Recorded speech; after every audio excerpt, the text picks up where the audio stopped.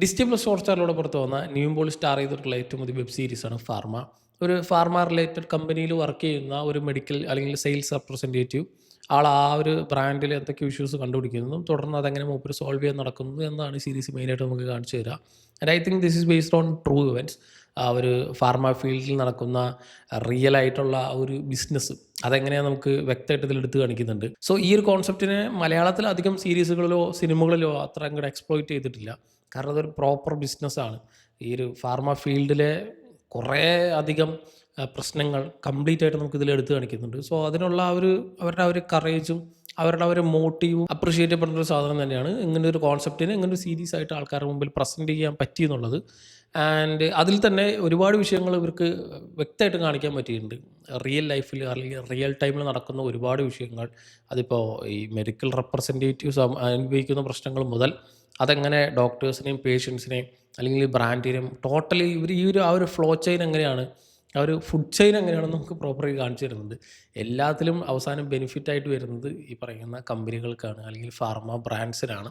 അവരുടെ കോമ്പറ്റീഷൻ അതിൻ്റെ ഇടയിലാണ് എങ്ങനെയാണ് ബാക്കി ഇവരൊക്കെ പെടുന്നത്. എല്ലാത്തിൻ്റെ അവസാനം ഈ ഫുഡ് ചെയിനിൻ്റെ അവസാനം എല്ലാം അനുഭവിക്കേണ്ടി വരുന്നത് എങ്ങനെയാണ് ഈ പേഷ്യൻ്റ് എന്നത് ആ ഒരു ചെയിൻ പ്രോപ്പറായിട്ട് അവർക്ക് കാണിക്കാൻ പറ്റിയിട്ടുണ്ട്. സോ ഒരു ഒരു ഒരു കമ്മിങ് ഓഫ് ഏജ് പോലെ അല്ലെങ്കിൽ ഒരു 20 വയസ്സുള്ളൊരു ചെറുപ്പക്കാരൻ എങ്ങനെയാണ് ഇനീഷ്യലി ഒരു റെപ്രസെൻറ്റേറ്റീവ് ആയിട്ട് കയറുന്നത്, അവിടെ മുതൽ ആളുടെ ഒരു ജേണി, ഒരു ടൈം ലാപ്സ് വന്ന് നോൺ ലീനിയറായിട്ട് ഒരു 10 വർഷം കഴിഞ്ഞിട്ട് ആളെങ്ങനെയായിരിക്കും ഇപ്പോൾ 2008 2018 എന്നിങ്ങനെ 2 ടൈം ലൈനിലാണ് ഈ സീരീസിൽ നിങ്ങൾ കഥ സ്വിച്ച് ആയി പോകുന്നത്. സോ അവർ 2 ടൈം പീരീഡിലുള്ള ആ ക്യാരക്ടറിൻ്റെ പെർസ്പെക്റ്റീവ് ഒക്കെ പ്രോപ്പറായിട്ട് നിവിൻ പോളിക്ക് പെർഫോം ചെയ്യാൻ പറ്റിയിട്ടുണ്ട്.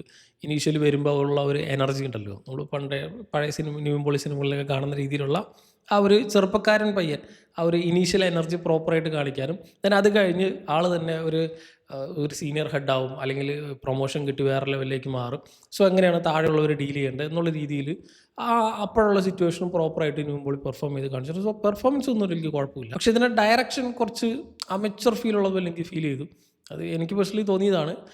മൊത്തത്തിൽ അതിന് മേക്കിംഗ് ക്വാളിറ്റിയിലായിക്കോട്ടെ, ഇപ്പോൾ ക്യാരക്ടേഴ്സ് പെർഫോം ചെയ്യുന്ന അല്ലെങ്കിൽ ഡയലോഗ് ഡെലിവറിയിലായിക്കോട്ടെ, ഈ ടോട്ടൽ ഇതിൻ്റെ എഡിറ്റിങ്ങിലും കളർ ഗ്രേഡിംഗ് ഒക്കെ ഭയങ്കര കോൺട്രാസ്റ്റ് ഒക്കെ കൂട്ടി വെച്ച് എന്തൊക്കെയോ ചെയ്ത പോലെ എനിക്ക് ഫീൽ ചെയ്യും. സോ മേക്കിംഗ് കുറച്ചും കൂടി ഇത് പിടിക്കായിരുന്നു. പോരാത്തതിന് ഇതിൻ്റെ ഒരു സ്ക്രീൻ പ്ലേ ഒരു ഒരു ത്രില്ലറൊന്നുമല്ല, അത് ഒരു മെഡിക്കൽ ഡ്രാമ പോലെയാണ് ഇത് പോകുന്നത്. പക്ഷേ കുറേ സ്ഥലത്ത് ഇവർക്ക് ഹുക്ക് ചെയ്യാൻ പറ്റുന്ന, നമുക്ക് ത്രില്ലടിപ്പിക്കാൻ പറ്റുന്ന കുറേ സാധനങ്ങൾ കൊണ്ട് പ്ലേസ് ചെയ്യാനുള്ള എലമെൻറ്റ്സ് ഈ സീരീസിലുണ്ട്. പക്ഷേ അതൊന്നും പ്രോപ്പർലി യൂട്ടിലൈസ് ചെയ്തിട്ടില്ല. പോരാത്തതിന് ഈ ക്യാരക്ടേഴ്സിനോട് നമുക്കൊരു ഇമോഷണൽ അറ്റാച്ച്മെൻറ്റ് എവിടെയും വരുന്നില്ല. അതാണ് ഈ മെയിൻ പ്രശ്നം. സോ ഇങ്ങനെ ഒരു ക്യാരക്ടർ ഇന്നത് ചെയ്യണം, ഇത് ചെയ്യേണ്ടത് നമ്മുടെയും കൂടി ആവശ്യമാണെന്ന് പറഞ്ഞിട്ട് പ്രേക്ഷകന് ഫീൽ ചെയ്യേണ്ട അങ്ങനത്തെ ഒരു ഫീലിംഗ് നമുക്ക് എവിടെ വരുന്നില്ല. ഒരു കയ്യകലത്ത് നിന്നിട്ടാണ് എന്തായാലും നമ്മളിങ്ങനെ കണ്ടിരിക്കും. പക്ഷേ നമുക്കൊരു ഒരു ഒരു ഇമോഷണൽ അറ്റാച്ച്മെൻറ്റ് വരുത്താത്ത രീതിയിലാണ് സാധനങ്ങളൊക്കെ ഇങ്ങനെ പോകുന്നത്. ഒരു തേർഡ് പേഴ്സൺ പെർസ്പെക്റ്റീവിലൂടെ മാത്രം നമ്മളിതിങ്ങനെ കണ്ടിരിക്കും. വലിയ ഇമ്പാക്റ്റ് ഒന്നും ഇല്ലാതെ ഓക്കെ അടുത്തുനിന്ന് നടക്കുമ്പോൾ നമുക്ക് ഏകദേശം അറിയാം അതങ്ങോട്ട് നടന്നു കഴിഞ്ഞു എന്നുള്ള രീതിയിൽ മാത്രമാണ്. അല്ലാതെ അത് നടക്കുമ്പോൾ നമുക്ക് അല്ലെങ്കിൽ ഈ ഒരു ബ്രാൻഡിനെ നമുക്ക് അടിക്കണം അല്ലെങ്കിൽ അവരുടെ ആ ഒരു കേസ് നമുക്ക് ജയിക്കണം എന്ന് പറഞ്ഞ് നമുക്കൊരു ഫീൽ കയറില്ലേ, പ്രേക്ഷകനൊരു ഇമ്പാക്റ്റ് ഇല്ലാത്ത രീതിയിലാണ് ക്യാരക്ടേഴ്സിനെ പ്ലേസ് ചെയ്തിട്ടുള്ളതും ക്യാരക്ടർ ആർക്ക് പോകുന്നതും. ക്യാരക്ടർ ആർക്ക് എന്നൊക്കെ പറഞ്ഞാൽ ഇത് സിനിമയല്ല, സീരീസാണ്. ഒരുപാട് സമയമുണ്ട്, ഇവർക്ക് കുറേ എപ്പിസോഡുകളുണ്ട്. സോ അത്രയും ടൈം എടുത്തിട്ട് പോലും ഈ ഒരു ക്യാരക്ടർ ആർക്കിൽ നിന്നും പ്രോപ്പറായിട്ട് ഇവർക്ക് ഇൻവെസ്റ്റ് ചെയ്യാൻ പറ്റിയിട്ടില്ല എന്നതൊരു ചെറിയൊരു ഫോൾട്ടായിട്ടുണ്ട്. സ്റ്റിൽ ഇത് വാച്ചബിളായിട്ട് എനിക്ക് തോന്നിയത് ഈ ഒരു കോൺസെപ്റ്റിനെ അല്ലെങ്കിൽ ഈ ഒരു പ്രിമേസിനെ എടുത്ത് പുറത്തേക്ക് കൊണ്ടുവരുന്നു എന്നുള്ളതാണ്. കാരണം അതുകൊണ്ട് അധികം സിനിമകളും സീരീസുകളും ഇന്ന് എക്സ്പ്ലോർ ചെയ്തിട്ടില്ല.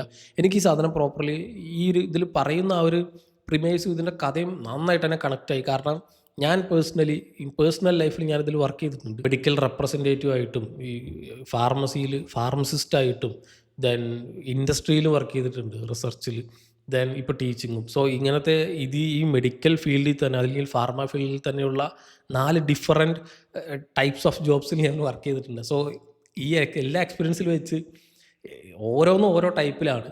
ഇപ്പോൾ ഇൻഡസ്ട്രി പോയാൽ നമുക്ക് അത് ഓരോ ഇതനുസരിച്ചിരിക്കും. ഇൻഡസ്ട്രിയിൽ ഈ കറക്റ്റ് പക്ക എന്ന് പറഞ്ഞാൽ ഈ പഞ്ചാബ് ഹൗസിലെ രമണൻ്റെ അവസ്ഥയായിരുന്നു. തീരുമ്പോൾ പണി അതങ്ങനെ. ഈ മെഡിക്കൽ റെപ്പാണെങ്കിൽ നമുക്ക് ഈ സെയിൽസ് ടാർഗറ്റ് മീറ്റ് ചെയ്യണം, നമുക്ക് പ്രൊമോഷൻ കിട്ടണം, അല്ലെങ്കിൽ നമ്മളൊരു സ്ഥലത്ത് തന്നെ അങ്ങനെ സ്റ്റക്കായിരിക്കും. അതൊക്കെ ഇതിൽ പ്രോപ്പറായിട്ട് എടുത്ത് കാണിക്കാൻ പറ്റുന്നുണ്ട് ഇവർക്ക്.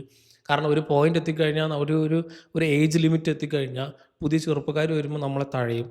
സോ അവരെക്കാൾ കൂടുതൽ പെർഫോം ചെയ്ത് നമ്മളൊരു ഹയർ പൊസിഷനിൽ എത്തിയില്ലെങ്കിൽ നമുക്ക് പണി കിട്ടും എന്നിങ്ങനെയുള്ള ഒരു റെപ്രസെൻറ്റേറ്റീവ് പേഴ്സണൽ ലൈഫിൽ അനുഭവിക്കുന്ന കുറേ ട്രോമാസ് ഇതിൽ കാണിക്കുന്നുണ്ട്. പോരാത്തതിന് ഈ ഡോക്ടേഴ്സിനെ മീറ്റ് ചെയ്യാൻ പോകുന്ന സമയത്ത് അവരുടെ കയ്യിൽ നിന്ന് കിട്ടുന്ന ഔട്ട്പുട്ടും ഈ നേഴ്സസ് പിന്നെ ബാക്കിയുള്ള പേഷ്യൻസ് ഒക്കെ നമ്മളെങ്ങനെ കാണുന്നു എന്നുള്ളതും ദെൻ ഇത് നമ്മുടെ ഒരു ജോലിയുടെ ഭാഗമാണ്. അതിൻ്റെ ഭാഗമായിട്ട് നമ്മൾ ഏത് അറ്റം വരെ പോകണം. ചിലപ്പോൾ ചില ഡോക്ടേഴ്സിനൊക്കെ നമ്മൾ ചാക്കിട്ട് പിടിക്കണം. അവർക്ക് വേണ്ടി കൊടുക്കുന്ന ഗിഫ്റ്റും പിന്നെ ടൂർ പാക്കേജസും അങ്ങനത്തെ കുറേ സാധനങ്ങളൊക്കെ ഈ റിയൽ ലൈഫിൽ നടക്കുന്ന സാധനങ്ങൾ അതേപോലെ തന്നെ ഇതിൽ കാണിക്കുന്നുണ്ട്. സോ ഇൻ റിയൽ വേൾഡ് എന്താ നടക്കുന്നുള്ളത് പക്കയായിട്ട് കാണിക്കാൻ പറ്റി എന്നുള്ളത് ഒരു ഞാൻ ഈ പറഞ്ഞ പോലെ ഒരു അംഗീകരിക്കപ്പെടേണ്ട അല്ലെങ്കിൽ അപ്രിഷ്യേറ്റ് ചെയ്യപ്പെടേണ്ട ഒരു സാധനം തന്നെയാണ്. സോ അത് പ്രോപ്പറായിട്ട് അവർക്ക് കാണിക്കാൻ പറ്റിയിട്ടുണ്ട്. ആ ഒരു ആസ്പെക്റ്റിൽ നോക്കുകയാണെങ്കിൽ ഇറ്റ്സ് എ വാച്ചബിൾ വൺ. പക്ഷേ കുറച്ചും കൂടി ഇത് കുറേ കൂടി ഡെവലപ്പ് ചെയ്യാൻ പറ്റുന്ന കുറേ സ്റ്റേജസ് ഉണ്ടായിരുന്നു. It would have been a great series.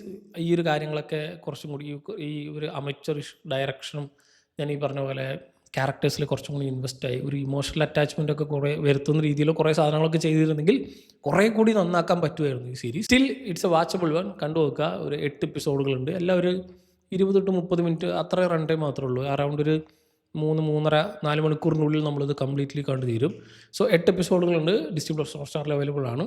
കണ്ടു നോക്കുക. ദെൻ എനിക്കിത് കുറച്ച് മുമ്പ് എടുത്ത പോലെ എനിക്ക് ഫീൽ ചെയ്തു. ഇത് ഇപ്പം റീസെൻ്റ്ലി എടുത്ത് ഷൂട്ട് ചെയ്ത പോലെയല്ല. കുറച്ച് ഏജ്ഡ് ആയ പോലെ ഒരു 2-3 കൊല്ലം പഴകിയ പോലെ ഫീൽ ചെയ്യുന്നുണ്ട്. എനിക്കൊരു പക്ഷേ എനിക്ക് തോന്നുന്നു എടുത്ത് കഴിഞ്ഞ് ഇത് റിലീസ് ചെയ്യാൻ കുറച്ച് വൈകിയതായിരിക്കും. അതിൻ്റെയും കുറേ ഇഷ്യൂസ് അവിടെ ഇവിടെയൊക്കെ കാണാനുണ്ട്. പക്ഷേ ഇത്രയും പ്രശ്നങ്ങളുണ്ടെങ്കിലും ഞാൻ ഈ പറഞ്ഞ പ്രിമേഴ്സ് കാരണം ആ ഒരു പ്ലോട്ട് കാരണം നമ്മളെല്ലാം അറിയേണ്ട നമ്മുടെ സറൗണ്ടിങ്സിൽ നടക്കുന്ന സ്കാംസും കുറേ കാര്യങ്ങളൊക്കെ പ്രോപ്പർലി മെഡിക്കൽ സ്കാംസൊക്കെ പ്രോപ്പർലി കാണിക്കുന്നത് കൊണ്ട് ഇറ്റ്സ് എ വാച്ചബിൾ വൺ. കണ്ടു നോക്കുക. കണ്ടുവരണമെങ്കിൽ സീരീസിനെ പറ്റിയുള്ള നിങ്ങളുടെ അഭിപ്രായം എന്നുള്ളത് കമൻറ്റ് ചെയ്യുക.